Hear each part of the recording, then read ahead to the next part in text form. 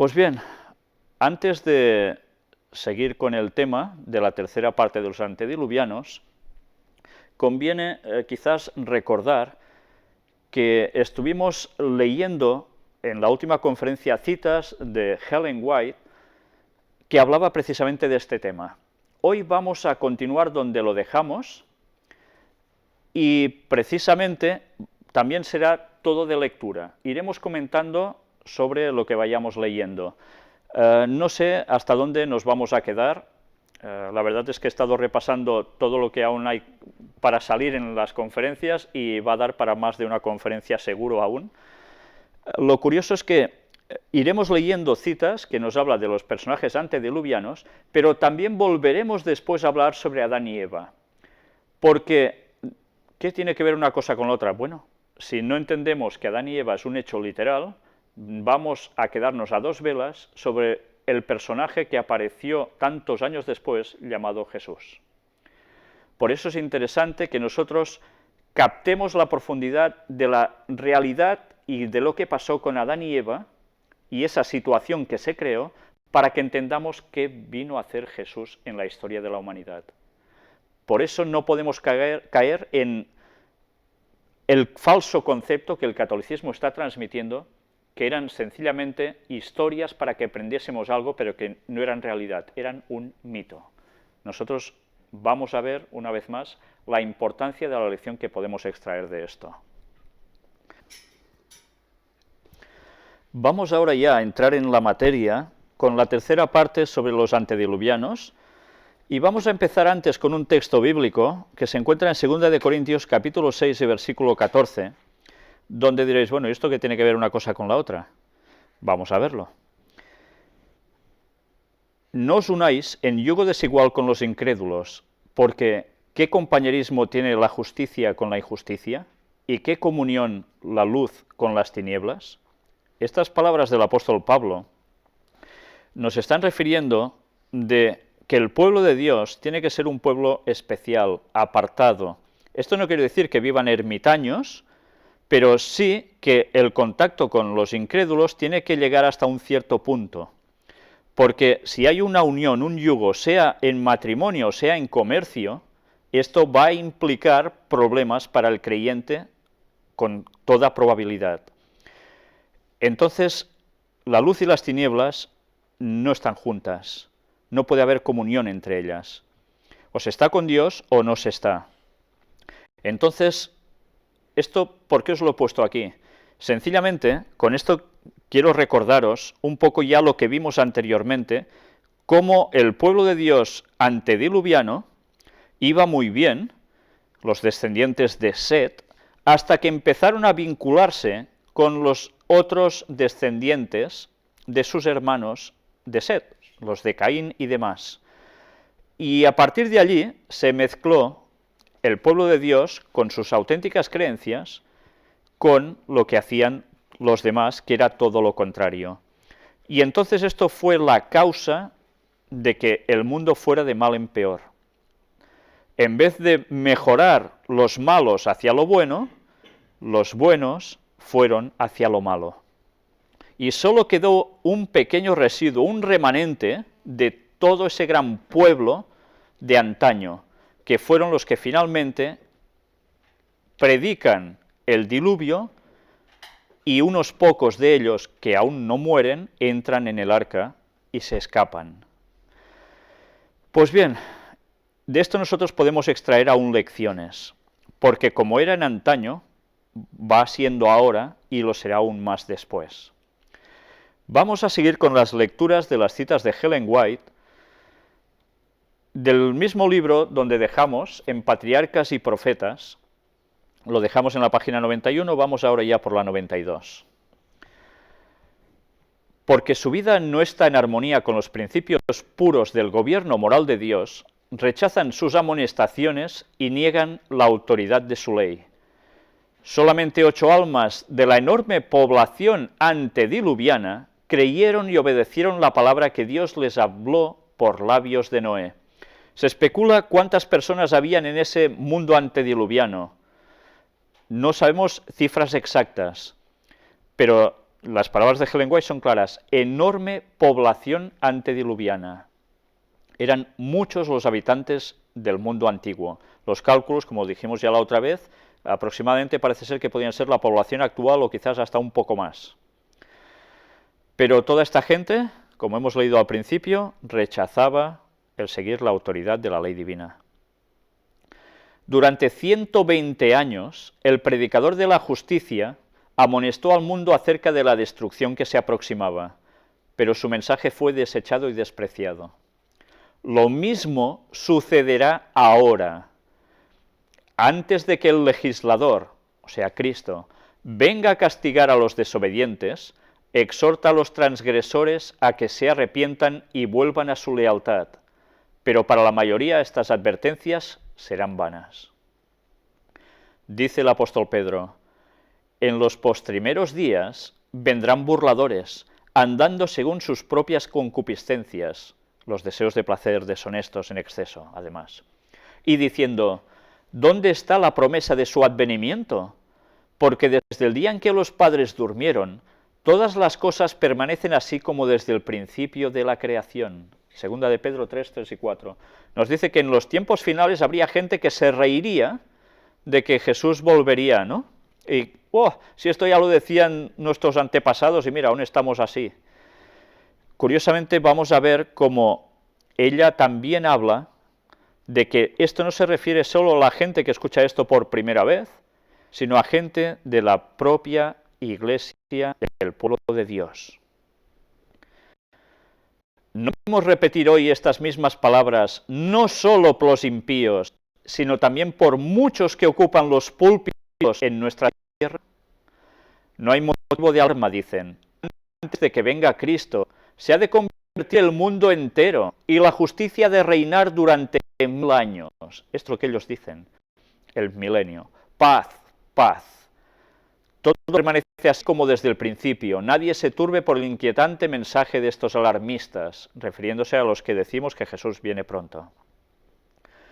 Pero esta doctrina del milenario no está en armonía con las enseñanzas de Cristo y de los apóstoles.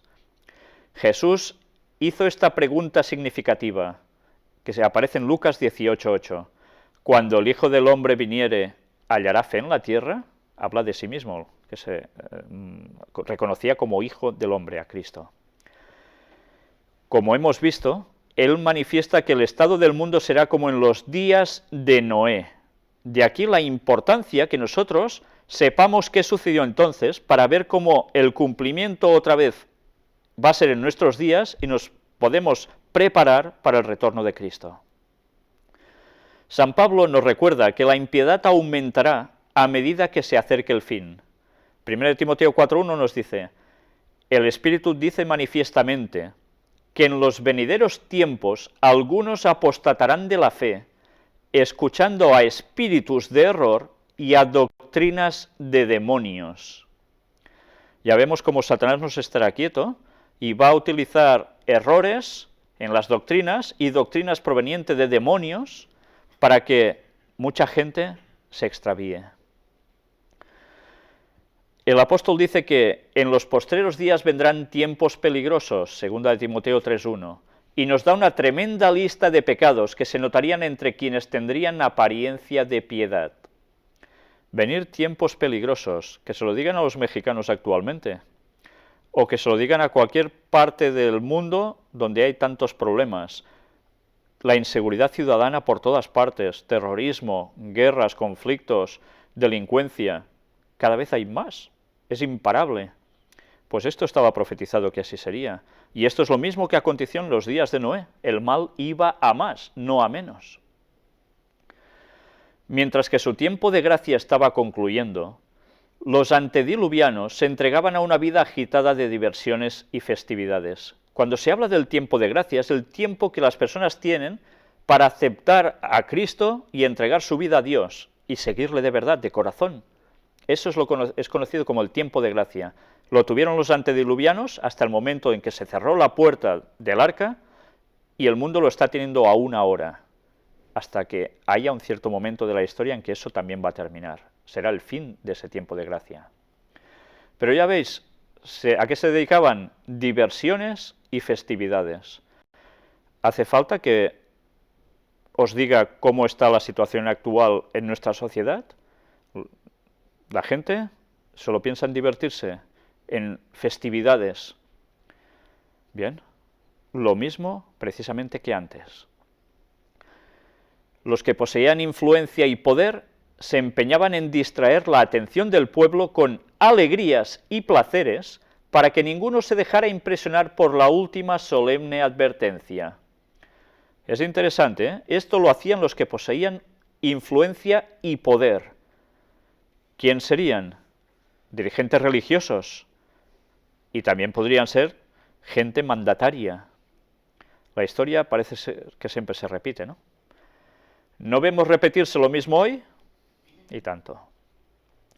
Mientras los siervos de Dios proclaman que el fin de todas las cosas se aproxima, el mundo va en pos de los placeres y las diversiones.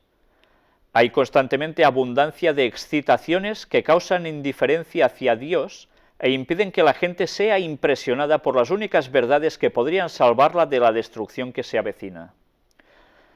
Bien, yo que tengo mucho contacto precisamente con gente joven, puedo constatar que esto es así. Sobre todo la gente necesita excitaciones, pasárselo bien continuamente, placeres, tantos como se puedan.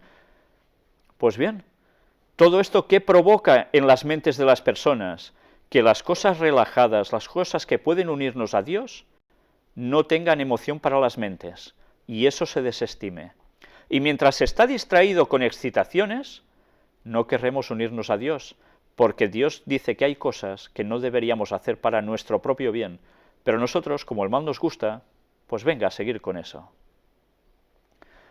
Y así nadie se prepara. En los días de Noé, los filósofos declararon que era imposible que el mundo fuese destruido por el agua. Claro, no había llovido nunca. Asimismo, hay ahora hombres de ciencia que tratan de probar que el mundo no puede ser destruido por fuego, que es como va a acontecer al fin, que esto es incompatible con las leyes naturales. Pero el Dios de la naturaleza, el que creó las leyes y las controla, puede usar las obras de sus manos para que sirvan a sus fines. Él está por encima de todo. Cuando los grandes sabios habían probado a su entera satisfacción que era imposible que el mundo fuese destruido por agua, cuando los temores del pueblo se habían tranquilizado, cuando todos consideraban que la profecía de Noé era un engaño y le llamaban fanático, entonces llegó la hora de Dios. Fueron rotas todas las fuentes del grande abismo, y las cataratas de los cielos fueron abiertas. Génesis 7:11. Y los burladores sucumbieron en las aguas del diluvio. Con toda su jactanciosa filosofía, los hombres descubrieron muy tarde que su sabiduría era necedad, que el legislador es superior a las leyes de la naturaleza, y que la omnipotencia no le faltan medios para alcanzar sus fines. Y como fue en los días de Noé, como esto será el día en que el Hijo del Hombre se manifestará. El día del Señor vendrá como ladrón en la noche, en el cual los cielos pasarán con gran estruendo. ¿Nos damos cuenta de cómo está describiendo esa venida de Jesús? Y los elementos ardiendo serán deshechos, y la tierra y las obras que en ella están serán quemadas. Esto aparece en Lucas 17, 26 y 30 y 2 de Pedro 3:10. Cuando los razonamientos de la filosofía hayan desterrado el temor a los juicios de Dios, cuando los maestros de la religión nos hablen de largos siglos de paz y prosperidad, y el mundo se dedique por completo a sus negocios y placeres, a plantar y edificar, a fiestas y diversiones, y desechando las amonestaciones de Dios, se burle de sus mensajeros, entonces vendrá sobre ellos destrucción de repente y no escaparán. 1 Tesalonicenses 5:3. Es interesante cuando nosotros razonamos estas palabras. Hay un momento en la historia que estamos viviendo ahora que es de crisis. Ahora no podemos hablar que se esté edificando continuamente y se esté prosperando. Solo podríamos llegar a hablar de que se intenta aún mantener diversiones y fiestas. La gente que ahora está predicando que Jesús vuelve pronto, debido a las señales, algunos sí que se les ridiculiza, pero ahora el mundo está en un momento de crisis, y ante la crisis, la gente, y si no, probadlo, habladles de estas cosas, y veréis que no todos son burladores, porque ahora, por un momento de tiempo, están receptivos al planteamiento de lo que nosotros les podemos dar como mensaje. Claro que debemos saberlo encarar.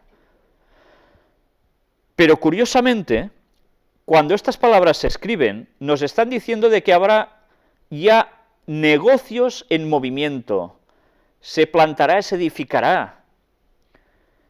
Va a haber un momento en la historia de la humanidad en que habrá un resurgir de los momentos de prosperidad en el mundo. Esto va a acontecer en un cierto momento histórico del futuro. Y esto tiene que ver precisamente con la venida del falso Mesías. Y la gente se va a dedicar a todo esto desmesuradamente. Y ya no se prepararán, porque creerán que ya tendrán esos 1000 años de paz que todas las religiones van enseñando, cristianas, y que son una mentira. Los 1000 años de paz no van a ser aquí en la tierra. Como no se van a preparar, el auténtico Cristo los va a sorprender. Vamos al capítulo 8 de este libro, después del diluvio. Vamos a leer solo hasta el final de esta página, donde nos dice: las aguas, está hablando ya del momento del diluvio, subieron 15 codos sobre las más altas montañas.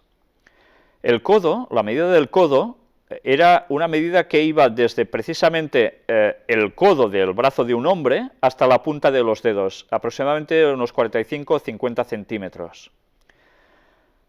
A menudo le pareció a la familia que ocupaba el arca que todos perecerían, pues durante 5 largos meses su buque flotó de un lado para otro, aparentemente a merced del viento y las olas. Fue una prueba grave, pero la fe de Noé no vaciló, pues tenía la seguridad de que la mano divina empuñaba el timón. Claro, no era sencillamente estar en el arca y ya está, sino que era una convulsión tremenda de las fuerzas. Cuando las aguas comenzaron a bajar, el Señor guió el arca hacia un lugar protegido por un grupo de montañas conservadas por su poder. Estas montañas estaban muy poco separadas entre sí, y el arca se mecía en este quieto refugio, sin que el inmenso océano la agitara ya. Esto alivió a los cansados y sacudidos viajeros. Ahora tendríamos que recordar, cuando en una de las conferencias presentamos a Ron Wyatt y las pruebas que él dio de haber encontrado el arca precisamente en el monte Ararat en Turquía. A los que entren de nuevo en esta conferencia, les remito a una anterior donde precisamente presentamos cómo él relata este acontecimiento y las pruebas que mostró al respecto. Más adelante, en otra conferencia, volveremos a hablar precisamente de Ron Wyatt y no esta arca, la de Noé, sino el arca de la alianza. Noé y su familia esperaban ansiosamente que bajasen las aguas, pues anhelaban volver a pisar tierra firme. 40 días después que se hicieron visibles las cimas de las montañas, enviaron un cuervo, ave de olfato delicado, para ver si la tierra ya estaba seca. No encontrando más que agua, el ave continuó yendo y viniendo. 7 días después, se envió una paloma, la cual, al no encontrar dónde posarse, regresó al arca. Noé esperó 7 días más, y nuevamente envió la paloma. Cuando ésta regresó por la tarde con una hoja de olivo en el pico, hubo gran alborozo en el arca. Démonos cuenta otra vez de la importancia del 7. Más tarde, quitó Noé la cubierta del arca y miró, y aquí que la faz de la tierra estaba enjuta. Génesis 8:13. Todavía esperó pacientemente dentro del arca. Como había entrado obedeciendo un mandato de Dios, esperó hasta recibir instrucciones especiales para salir. Fue cuando finalmente desciende un ángel del cielo y abre esa maciza puerta y por fin pueden salir. Pero bien, nuestro relato se va a detener aquí. No vamos a ir ya más allá de lo que acontece después, Pero sí que vamos a hacer un pequeño recuerdo que aparece en Génesis capítulo 9, de qué sucedió cuando ellos salen del arca. Hay un diálogo entre Dios y Noé. A partir del versículo 8 en adelante nos dice: y habló Dios a Noé y a sus hijos con él, diciendo: he aquí que yo establezco mi pacto con vosotros, y con vuestros descendientes después de vosotros, y con todo ser viviente que está con vosotros, aves, animales y toda bestia de la tierra que está con vosotros, desde todos los que salieron del arca hasta todo animal de la tierra. Estableceré mi pacto con vosotros, y no exterminaré ya más toda carne con aguas de diluvio, ni habrá más diluvio para destruir la tierra. Por tanto, tengamos claro que la tierra no va a ser destruida otra vez por un diluvio. Y dijo Dios: esta es la señal del pacto que yo establezco entre mí y vosotros, y todo ser viviente que está con vosotros, por siglos perpetuos. Mi arco he puesto en las nubes, el cual será por señal del pacto entre mí y la tierra. Y sucederá que cuando haga venir nubes sobre la tierra, se dejará ver entonces mi arco en las nubes, y me acordaré del pacto mío, que hay entre mí y vosotros, y todo ser viviente de toda carne, y no habrá más diluvio de aguas para destruir toda carne. Estará el arco en las nubes, y lo veré, y me acordaré del pacto perpetuo entre Dios y todo ser viviente, con toda carne que hay sobre la tierra. Dijo pues Dios a Noé: esta es la señal del pacto que he establecido entre mí y toda carne que está sobre la tierra. ¿A qué arco se estaba refiriendo Dios? A al arco iris. Recordemos los versículos 13 y 14. Mi arco he puesto en las nubes, el cual será por señal del pacto entre mí y la tierra, y sucederá que cuando haga venir nubes sobre la tierra, se dejará ver entonces mi arco en las nubes. Yo no sé si vosotros, cuando veis este arco, quedáis impresionados, porque a veces aparece con una belleza tremenda, con una nitidez de colores impresionantes. Para cualquier persona que ve el arco, verdaderamente le puede sorprender la maravilla que esto aparezca así. Evidentemente tiene una explicación física, ya la sabemos, pero para el creyente esto tiene una trascendencia mucho más profunda. Cuando empieza a llover, vemos que aparece el arco, suele ser por la refracción con el sol. El pensamiento del cristiano es distinto al del otro ser humano en general. Él sabe que algo sucedió hace muchos años atrás que provocó esta situación. Y esto debe recordarnos que Dios hizo un pacto con Noé y con sus descendientes, o sea, nosotros también. Y nos sigue aguantando para no destruirnos por diluvio, por más mal que lleguemos a hacer las cosas. Tiene misericordia aún de nosotros. Pero va a llegar un momento en que su misericordia, ese tiempo de gracia se va a terminar, y luego la tierra ya no va a ser destruida por agua, sino que va a ser por fuego, en el retorno de Jesús. Y me acordaré del pacto mío que hay entre mí y vosotros, y todo ser viviente de toda carne, y no habrá más diluvio de aguas para destruir toda carne. Estará el arco en las nubes, y lo veré, y me acordaré del pacto perpetuo entre Dios y todo ser viviente, con toda carne que hay sobre la tierra. Dios sigue manteniendo su pacto. Y cada vez que nosotros vemos esto en el cielo, recordemos este pacto de Dios con el hombre. Y no lo veamos solo como, mira, qué curioso, qué bonito es cómo queda esto. Dios nos lo sigue mostrando para que recordemos lo que pasó y lo que va a volver a acontecer, pero que mientras aún tiene misericordia de nosotros. Y ahora vamos a entrar en el comentario bíblico adventista del séptimo día, tomo 7a, que son escritos también de Ellen White. Y ahora vamos a adentrarnos también en precisamente recordar más situaciones de las que vivió Adán y sus descendientes. Cuando Adán fue atacado por el tentador en el Edén, no tenía la mancha del pecado, estaba en todo el vigor de su perfección ante Dios. Todos los órganos y facultades de su ser estaban desarrollados por igual y equilibrados armoniosamente. O sea, sé que era perfecto en todo. Su cuerpo, su mente, no había entrado el pecado en él. No se había deteriorado para nada. Por eso, pensemos, si estando así llegó a pecar, ¿qué pasó después con Cristo cuando vino para poder redimir al hombre de la transgresión que Adán causó? ¿Vino en esas mismas condiciones que Adán, distinto? ¿Qué importancia tiene todo eso para nosotros? Ya lo iremos viendo. Cristo ocupó el lugar de Adán en el desierto de la tentación para soportar la prueba en que éste fracasó. Entonces Cristo venció en lugar del pecador 4000 años después de que Adán dio la espalda a la luz de su hogar.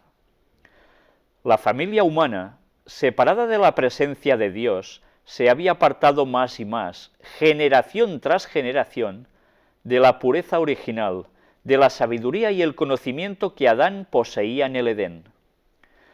Cristo llevó los pecados y las debilidades de la raza humana en la condición en que ésta se encontraba cuando Él vino a la tierra para socorrer al hombre. En favor de la raza humana y con las debilidades del hombre caído sobre sí, debía resistir las tentaciones de Satanás en todos los puntos en los cuales sería atacado el hombre.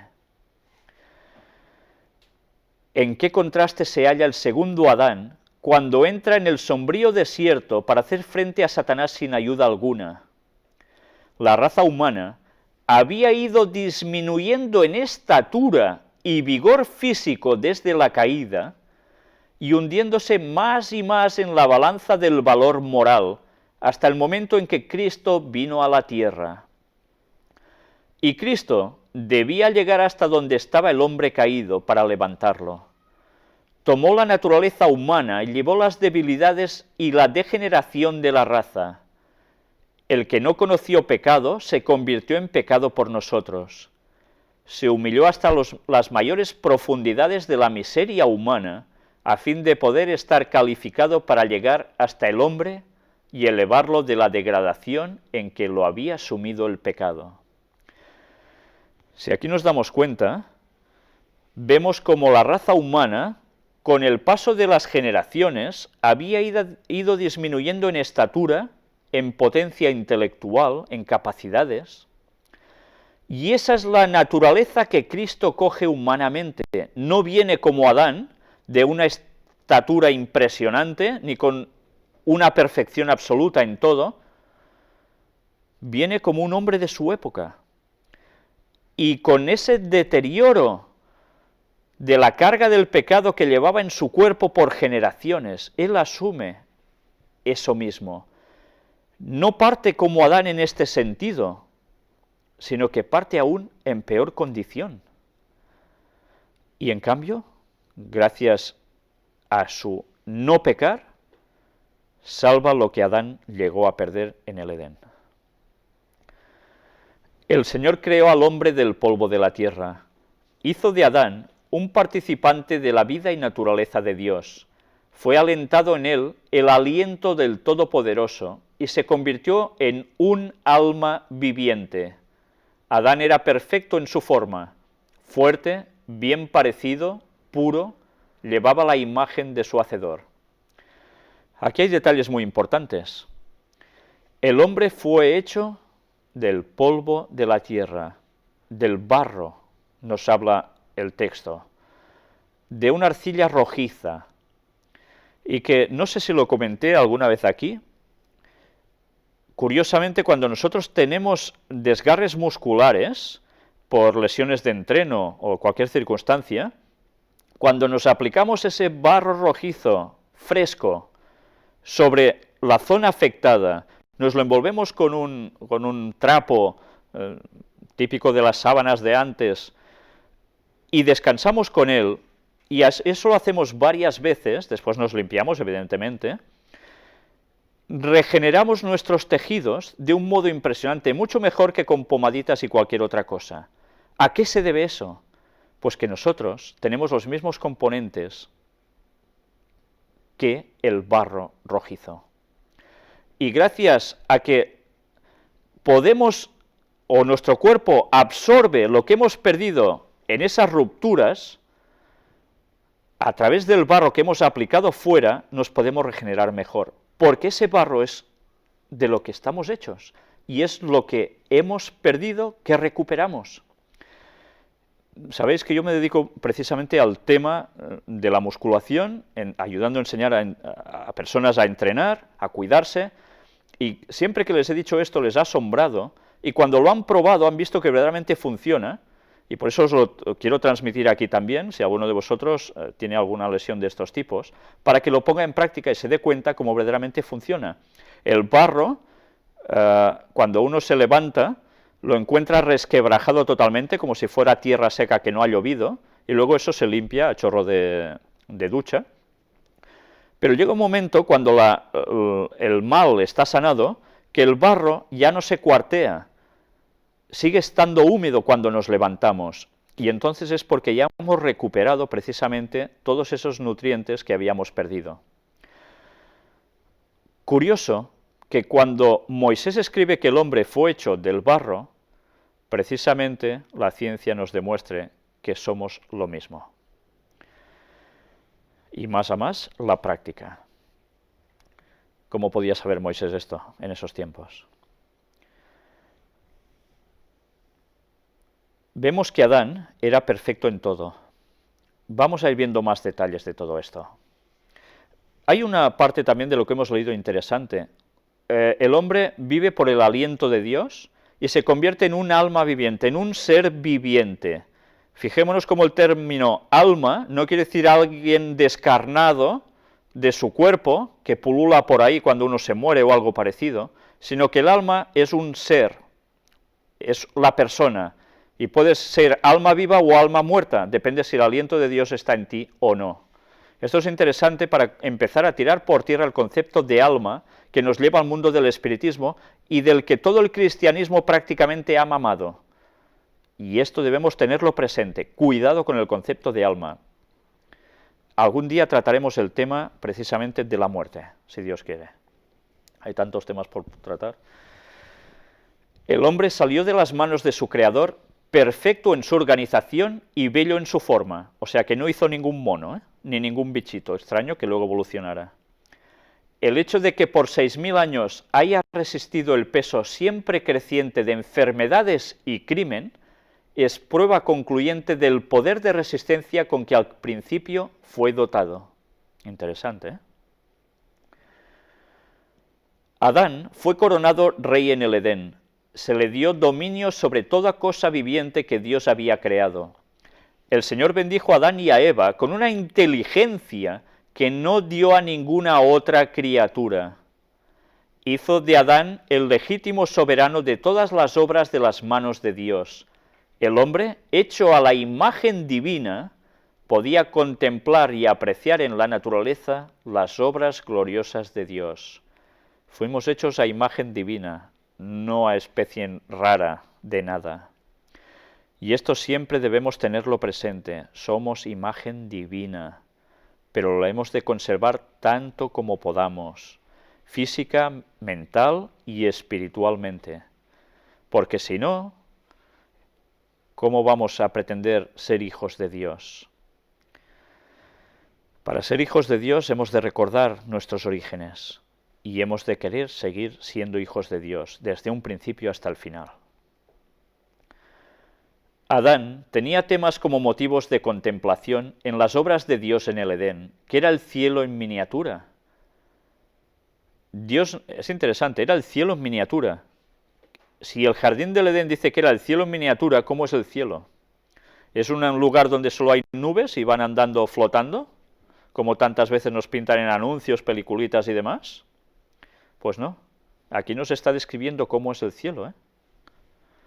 Dios no creó al hombre meramente para que contemplara las gloriosas obras de Dios. Por eso le dio manos para trabajar, así como mente y corazón para meditar. Si la felicidad del hombre hubiese consistido en no hacer nada, el Creador no le hubiera asignado un trabajo a Adán. El hombre había de encontrar felicidad tanto en el trabajo como en la meditación. ¿Por qué vemos ahora actualmente tantos problemas en la humanidad? ¿Por qué estamos viendo que la gente que está en paro se aflige mentalmente? Porque esta no es la condición natural para el hombre. El hombre necesita trabajar para su cuerpo y para su mente. Pero también necesita algo importante, y es la meditación. Se puede trabajar y se puede estar meditando.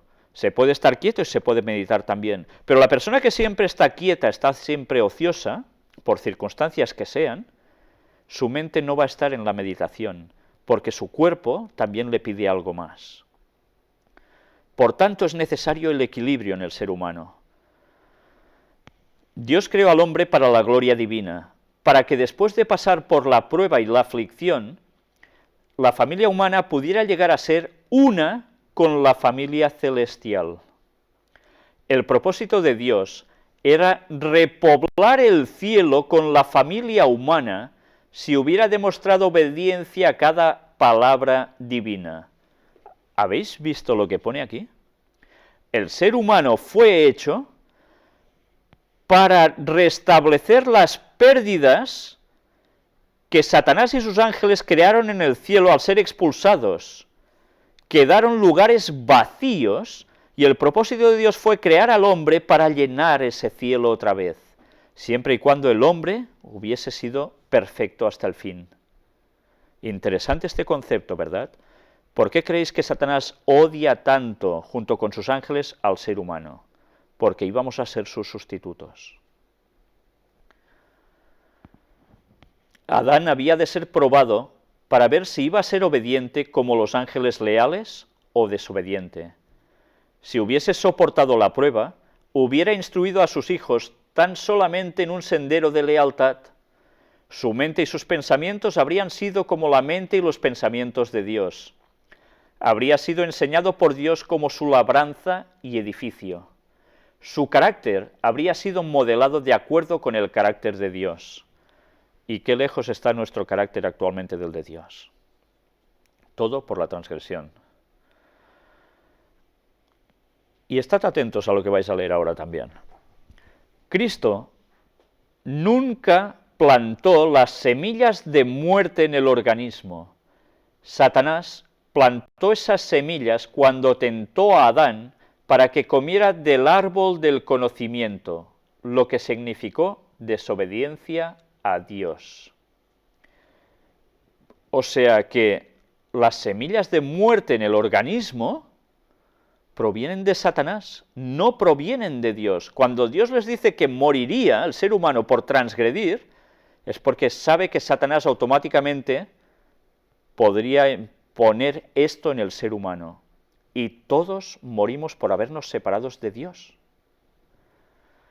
Por eso la ciencia no puede hacer nada para detener la muerte. Puede prolongar un poco más la vida, pero no puede suprimir el gran enemigo de la humanidad, que es la muerte. Porque Satanás es el dueño de la humanidad, hasta que Cristo ponga punto y final a eso. Adán escuchó las palabras del tentador y cayó en el pecado al rendirse a sus insinuaciones. En su caso, ¿por qué no se puso en vigor la pena de muerte inmediatamente? Porque se encontró una manera de rescatarlo. El unigénito Hijo de Dios se ofreció como voluntario para tomar sobre sí el pecado del hombre y para hacer la expiación de la raza caída. No podría haber habido perdón para el pecado si no se hubiera hecho esta expiación. Si Dios hubiera perdonado el pecado de Adán sin expiación, el pecado se habría inmortalizado y se habría perpetuado con una osadía que no habría tenido restricciones. Es interesante. Si nosotros caemos en conceptos evolutivos o de marcianitos que nos han creado y dado la vida, etcétera, etcétera, y no entendemos que Dios fue el que nos creó tal como éramos en perfección, pero como humanos, todo el concepto de que Jesús tenía que venir a morir para que nosotros pudiésemos ser salvos, para restablecer lo que se perdió, se perdería también el concepto de por qué Jesús vino a la tierra. Por eso, qué difícil es entender que el catolicismo ahora pregone que la evolución es un hecho hasta que sale el ser humano como tal. En la otra conferencia, hablamos de la estupidez de ese argumento, porque tenía que haber evolución, tenía que haber muerte, y la muerte no había entrado hasta que entró el pecado. Eso ya era algo sumamente imposible.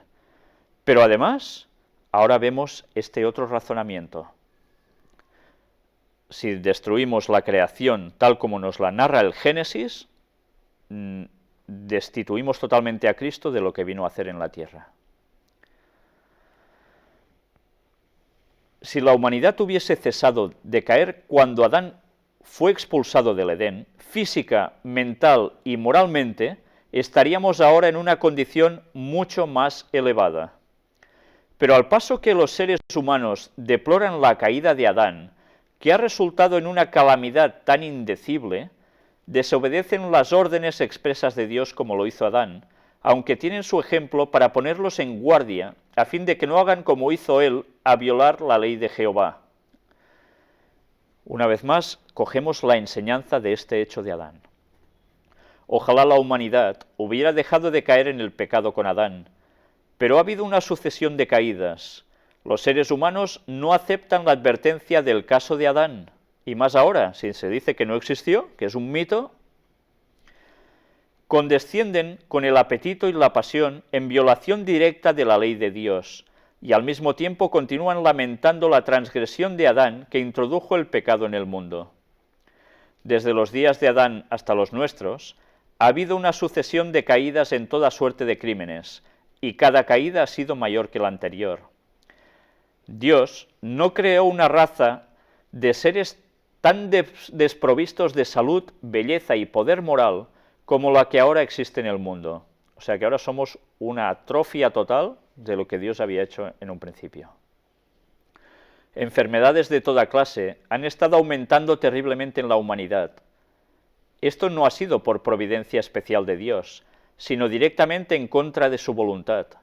Esto ha venido por el desprecio del hombre de los mismos medios que Dios ha ordenado para resguardarlo de los terribles males existentes. ¿La culpa de quién es? Nuestra. No culpemos a Dios de nuestras enfermedades y de tantas otras cosas, porque la mayor parte de veces es por culpa nuestra, porque no hacemos lo que Dios nos ha dictaminado en cómo preservar nuestra propia salud. Y a esto además le añadimos las generaciones anteriores de pecado, lógicamente, nuestra tendencia no va a ser seres superpotentes, porque el mal anida en nosotros, el pecado. Pero al menos hagamos lo mejor posible para evitar todo esto. En el Edén, Satanás usó la serpiente como su instrumento, fue el primer medium de la historia. Hoy día usa a los miembros de la familia humana, esforzándose por medio de toda suerte de astucia y engaño para levantar barreras en el sendero de la justicia, calculado para que caminen por él los redimidos del Señor. Ahora utiliza personas para fastidiar, ¿no?, el seguir lo bueno. Dios no consulta nuestras opiniones ni preferencias. Conoce lo que no conocen los seres humanos, los resultados futuros de cada movimiento, y por lo tanto nuestros ojos debieran dirigirse a Él y no a las ventajas mundanales presentadas por Satanás. Satanás nos dice que si le prestamos atención, alcanzaremos grandes alturas de conocimiento. Seréis como dioses, le dijo a Eva, si comiereis del árbol prohibido por Dios.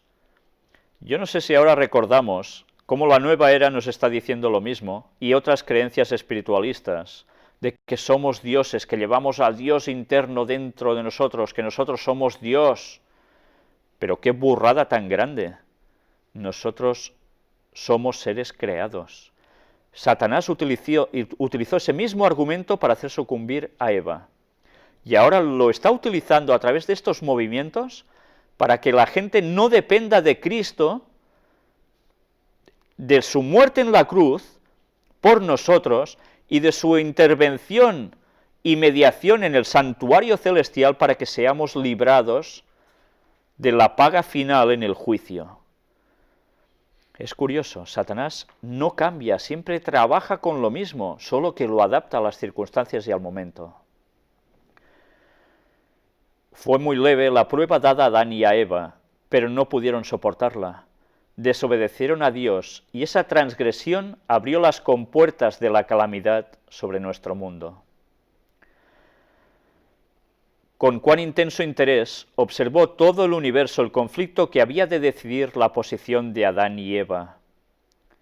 Cuán atentamente escucharon los ángeles las palabras de Satanás, el originador del pecado, cuando colocó sus propias ideas por encima de las órdenes de Dios y procuró dejar sin efecto la ley de Dios por medio de su razonamiento engañoso. Cuán ansiosamente esperaron para ver si la santa pareja sería engañada por el tentador y se rendiría a sus artificios. Se preguntaban a sí mismos, ¿transferirá la santa pareja su fe y amor del Padre y el Hijo a Satanás? ¿Aceptarán sus falsedades como verdad? Sabían que podrían refrenarse de tomar el fruto, obedeciendo el mandato positivo de Dios, o podrían violar la orden expresa de su Creador. Les fue dada la prueba más suave que podía darse, pues no había necesidad de que comieran del árbol prohibido.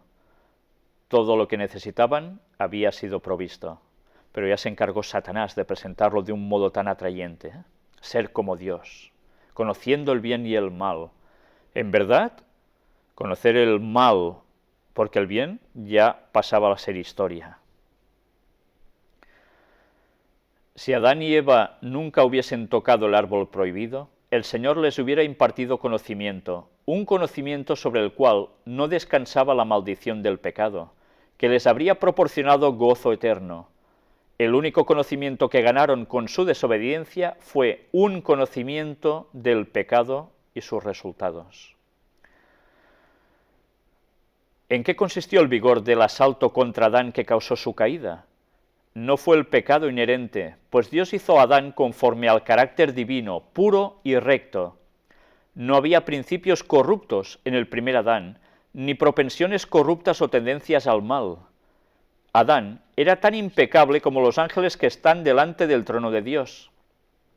Esas cosas son inexplicables, pero muchas cosas que ahora no podemos entender serán aclaradas cuando veamos cómo ahora somos vistos y conozcamos cómo somos conocidos.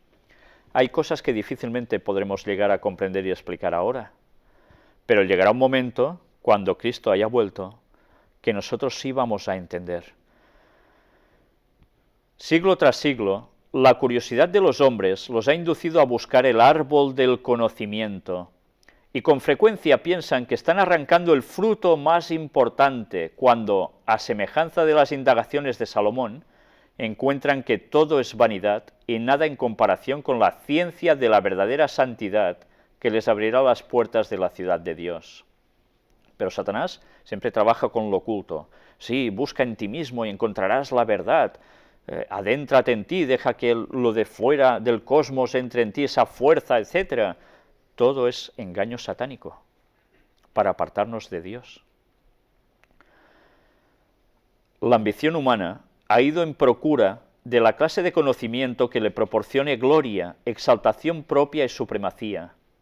Así obró Satanás sobre Adán y Eva, hasta que las restricciones de Dios fueron rotas en pedazos y comenzó su educación bajo el maestro de la mentira, para que pudieran tener el conocimiento que Dios les había vedado, conocer las consecuencias de la transgresión. Y así es como Satanás va instruyendo a los seres que han caído, humanos, en todas esas doctrinas y falsas creencias que pasaron a formar parte de todo el pueblo humano que no seguía los designios de Dios, como seguían los descendientes de Set. Y a partir de allí todo se fue complicando hasta llegar al diluvio. Y a partir de allí, después del diluvio, avanzamos hasta nuestra historia, con una vez más la repetición prácticamente calcada de los acontecimientos anteriores al diluvio, y de los cuales iremos viendo muchos más detalles que nos van a sorprender muchísimo, para que veamos qué extraordinario paralelismo con la actualidad. Adán se rindió a la tentación, y como tenemos tan claramente delante de nosotros el asunto del pecado y sus consecuencias, podemos leer de causa a efecto y ver que no es la magnitud del acto lo que constituye el pecado, sino la desobediencia a la voluntad expresada de Dios, lo que es una negación virtual de Dios, un rechazo de las leyes de su gobierno. La caída de nuestros primeros padres rompió la cadena áurea de la obediencia implícita de la voluntad humana a la divina. La obediencia ya no ha sido más considerada como una necesidad absoluta. Los seres humanos siguen sus propios pensamientos, de los cuales dijo el Señor, refiriéndose a los habitantes del mundo antiguo, que eran de continuo solo el mal. Y eso pasó antes del diluvio, sigue pasando y pasará aún más. Se dispuso el plan de salvación de tal forma que cuando Adán fue probado, la tentación fue apartada de él todo lo posible. Cuando Adán fue tentado, no tenía hambre. Es curioso, ¿eh? Satanás dio a comer a Eva, Eva aceptó. Cuando Eva le da a Adán del fruto, Adán no tiene hambre en esos momentos para nada. Pero en cambio, él sucumbe. Incluso más fácil lo tenía para rechazar. Dios tenía poder para retener a Adán, impidiéndole tocar el fruto prohibido. Pero si lo hubiese hecho, Satanás hubiera tenido un asidero para acusar de arbitrario el gobierno de Dios. El hombre no hubiera sido un ser moral libre, sino una mera máquina, un autómata programado. Por eso Dios no pudo prohibirle de «no lo cojas», sino que lo tuvo que dejar a su libre albedrío, que hiciese lo que él quisiera, que decidiera por sí mismo. Ahí estaba parte del gran amor de Dios. No hizo una máquina, hizo a un hombre. Y el hombre decidió pecar. Pero ya veis, si Dios hubiese intervenido, Satanás tenía el gran argumento para decir, mira, así cualquiera te sirve, ¿no? Obligas, y no se hubiese descubierto el carácter de Satanás ante el universo. Ciertamente, no era el propósito de Dios que el hombre fuera pecaminoso. Hizo a Adán puro y noble, sin ninguna tendencia al mal. Lo colocó en el Edén, donde tenía todo aliciente para permanecer leal y obediente. Se colocó la ley en torno de él como una salvaguardia. Y nosotros ahora vemos la ley, los 10 mandamientos también, como una penuria. Uy, no hagas esto, no hagas lo otro, pero entonces, ¿qué puedo hacer? Lo vemos tan traumático.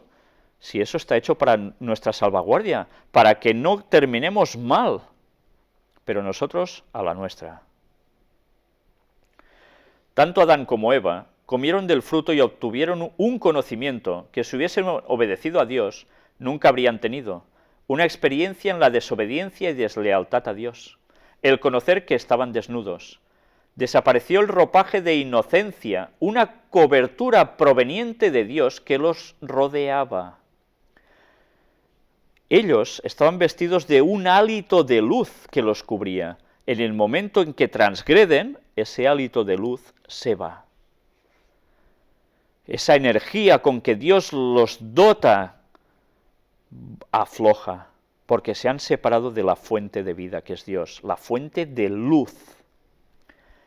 Ellos sustituyeron esa vestimenta celestial cosiendo delantales de hojas de higuera. Qué pena, ¿eh? Esta es la cobertura que han usado los transgresores de la ley de Dios desde los días de la desobediencia de Adán y Eva. Han cosido hojas de higuera para cubrir su desnudez causada por la transgresión. Las hojas de higuera representan los argumentos usados para cubrir la desobediencia. Cuando el Señor llama la atención de hombres y mujeres a la verdad, comienza la confección de delantales de hojas de higuera para ocultar la desnudez del alma. Pero no se cubre la desnudez del pecador. Todos los argumentos reunidos en forma de remiendos por todos los que se han interesado en esta costura endeble quedarán en nada. Poniendo excusas, trabas, se cosen estas hojas, para nada sirven. Si Adán y Eva nunca hubiesen desobedecido a su Creador, hubieran permanecido en la senda de la rectitud perfecta, podrían haber conocido y entendido a Dios, pero cuando escucharon la voz del tentador y pecaron contra Dios, Se apartó de ellos la luz de las vestimentas de inocencia celestial, y al perder las vestimentas de inocencia, se envolvieron con los oscuros mantos que resultan de ignorar a Dios. La luz clara y perfecta que hasta entonces los había rodeado, había iluminado todo aquello a lo cual se acercaban. Impresionante, ¿eh? Pero privados de esa luz celestial, los descendientes de Adán ya no podían descubrir el carácter de Dios en sus obras creadas. Qué interesante ver cómo el ser humano estaba revestido de esta luz. Y no sé si, bueno, sé que hay personas que han visto una predicación que presenté sobre los ángeles de Dios, que aparece también en la misma página donde están puestas las conferencias, en las cuales vemos cómo los ángeles también están revestidos de algo muy parecido. Pero ellos lo mantienen porque ellos no han transgredido la ley. Cuando fueron creados, Adán y Eva tenían un conocimiento de la ley original de Dios. Estaba impresa en sus corazones y conocían las exigencias de la ley sobre ellos. Cuando transgredieron la ley de Dios y cayeron de su estado de feliz inocencia y se convirtieron en pecadores, el futuro de la raza caída no quedó aliviado por un solo rayo de esperanza. Dios se compadeció de ellos, y Cristo ideó el plan de su salvación llevando él mismo la culpa. Su propio Creador. Cuando se pronunció la maldición sobre la tierra y sobre el hombre, hubo una promesa en relación con la maldición, que mediante Cristo habría esperanza y perdón por la transgresión de la ley de Dios. Aunque la lobreguez y oscuridad pendían como una mortaja sobre el futuro, sin embargo, en la promesa del Redentor, la estrella de la esperanza alumbraba el lóbrego futuro. La primera predicación del Evangelio fue hecha por Cristo a Adán. Adán y Eva experimentaron sincero dolor y arrepentimiento por su culpa. Creyeron la preciosa promesa de Dios y fueron salvados de una ruina total. Tan pronto como hubo pecado, hubo un Salvador. Cristo sabía que habría de sufrir y, sin embargo, se convirtió en el sustituto del hombre. Tan pronto como pecó Adán, el Hijo de Dios se presentó como el garante de la raza humana, con tanto poder para impedir la condenación pronunciada sobre los culpables como cuando murió en la cruz del Calvario. Bien, vamos a dejarlo aquí. Las citas continúan. Aún van a venir citas, yo diría que tan o más interesantes que las que hemos leído hasta ahora. Si nosotros no percibimos que todo esto fue un hecho literal, Jesús vino a la tierra a hacer el tonto. ¿De verdad creemos que Jesús vino solo a hacer el tonto a la tierra? ¿Por qué ha interesado tanto desvirtuar que Jesús estuvo en la tierra? ¿Por qué ha interesado tanto desvirtuar lo que Cristo hizo aquí, muriendo en la cruz? ¿Por qué ha interesado tanto que apareciese la evolución, se difundiera por todas partes y se manchara la imagen de Dios creando al hombre? ¿Por qué está interesando tanto que a hablar de creacionismo se esté prohibiendo ya en escuelas también en muchos lugares? Pues porque Satanás lo que no quiere es que la gente considere que Cristo vino a morir para que el hombre pudiese ser salvo. Jesús no vino solo a enseñar como un gran maestro, ser el mejor maestro de toda la historia. Jesús vino a salvar al hombre, y para eso era necesario su muerte en la cruz. Si nosotros tiramos por tierra todo lo que pasó en la creación, nosotros estamos perdidos, porque no entenderemos lo que Cristo ha hecho por nosotros, y va a evitar que nos acerquemos a Dios buscándolo de corazón y con arrepentimiento. Y no podremos prepararnos para esperar su segunda venida. Y no podemos esperar ser salvos de la destrucción que viene sobre la tierra. No sabemos si nosotros vamos a morir antes de que Cristo vuelva o no. Pero a nosotros lo que más nos importa es ser salvos por la eternidad y volver a ser como era originalmente el hombre en su creación. Y estar por fin en paz tranquilidad, conocimiento de Dios y armonía entre todos. Esto es la clave para entender las maniobras que el Vaticano está haciendo a través de las sociedades secretas y a través de sus propias declaraciones para echar por tierra el origen del hombre. Hay unas conferencias de un compañero nuestro donde presenta en varias partes la mentira de la evolución.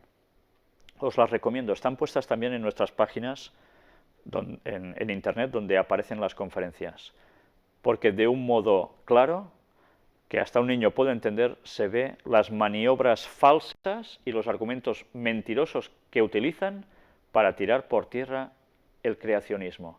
Y ahora se tilda a la gente que habla de creacionismo como fanático religioso. Es curioso, ¿eh? Siempre Satanás hace utilizar la palabra fanático contra aquellos que dicen las cosas que Dios quiere que digan. Lo utilizó con los profetas antiguos, lo utilizaron con Jesús, lo utilizaron con el apóstol Pablo, lo utilizaron en la Edad Media, lo utilizan ahora, y más que lo van a utilizar cuando empiecen los problemas de aquí a muy poco tiempo. Porque ese va a ser el argumento para ir contra el verdadero pueblo de Dios. Bien, quiero dejaros aquí. La próxima conferencia intentaremos presentar el tema de la visita del Papa a Alemania, porque verdaderamente vamos a ver cómo muchas cosas tienen un gran ligamen con todo esto y con lo que nos espera. Pero además, si no es posible presentarla, o si es posible también, si da tiempo, seguiremos con la cuarta parte del mundo antediluviano. Muchas gracias. Hasta la próxima.